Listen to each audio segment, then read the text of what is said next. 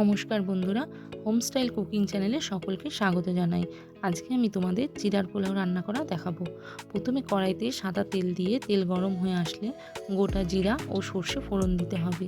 তারপরে কুচনো পেঁয়াজ দিয়ে ভালোভাবে ভাজতে হবে। ভাজা হয়ে গেলে ডুমো করে কেটে রাখা আলু দিয়ে ভালোভাবে ভাজতে হবে। ভাজা হয়ে গেলে তার মধ্যে বাদাম দিয়ে আবারও নেড়েচেড়ে নিতে হবে।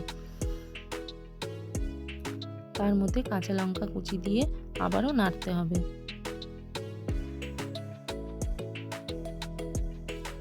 ভালোভাবে আলুটা ভাজা হয়ে গেলে, আলুটা নরম হয়ে গেলে একটা সাইড করে নিয়ে ওই তেলের মধ্যেই সামান্য কারি পাতা দিয়ে ভাজতে হবে।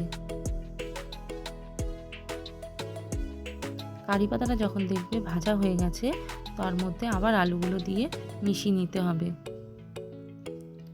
মেশানোর পরে স্বাদ অনুযায়ী নুন ও হাফ চামচ হলুদ গুঁড়ো দিয়ে ভাজতে হবে।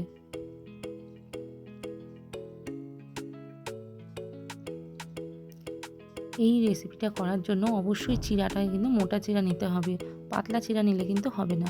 চিড়াটাকে ভালোভাবে ধুয়ে জল ঝরিয়ে রাখতে হবে। এবারে ওই আলু ভাজাটার মধ্যে 1.5 চামচ চিনি দিয়ে চিড়াটাকে দিয়ে ভালোভাবে মিশিয়ে নিতে হবে।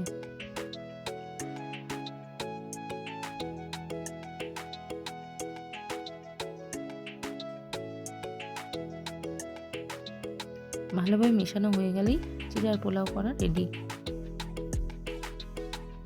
তোমাদের যদি রেসিপিটা ভালো লেগে থাকে অবশ্যই একটা লাইক, কমেন্ট ও শেয়ার করে দিও।